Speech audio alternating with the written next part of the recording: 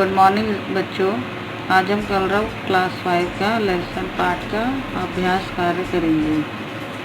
पाठ 1 विमलेंदु की विशाल किरणें।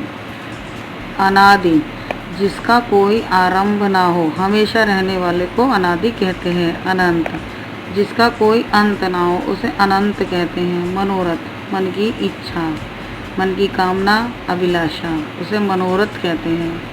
दयानिधि, दया का भंडार, ईश्वर को दयानिधि कहते हैं। चंद्रिका, चांदनी को कहते हैं। स्मित, स्मित मुस्कान को मंदहास को कहते हैं। प्रसार, फैलाव, विस्तार को कहते हैं। निनाद, गुंजार और ध्वनि को कहते हैं निनाद।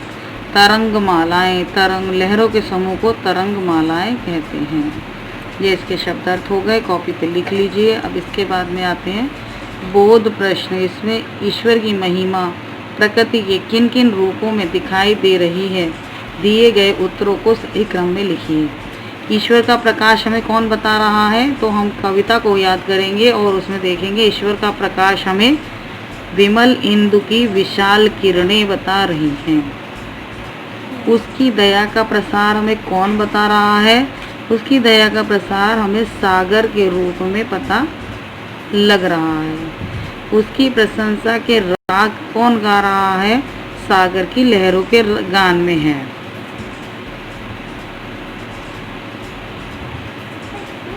ईश्वर का मंदहास, ईश्वर का मंदहास चांदनी के रूप में है। ईश्वर के हंसने की धुन नदियों की निनाद में सुनाई दे रही है। इस प्रकार आप अपनी किताब में ही मिला लीजिए तो इसका पता चल जाएगा, कविता भी याद हो जाएगी और कॉपी पर लिख लीजिए। अब अगला प्रश्न है, परमात्मा को दयानिधि क्यों कहा गया है। अब हम इसमें इसका उत्तर लिखेंगे। परमात्मा संसार में सबसे अधिक दयावान है, इसी कारण उन्हें दयानिधि कहा गया है। नेक्स्ट प्रश्न है, तरंग मालाएं क्या कर रही हैं। तरंग मालाएं ईश्वर का यशोगान कर रही हैं।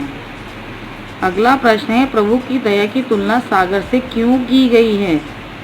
सागर के अनंत जल की तरह ही प्रभु की दया भी अनंत होती है।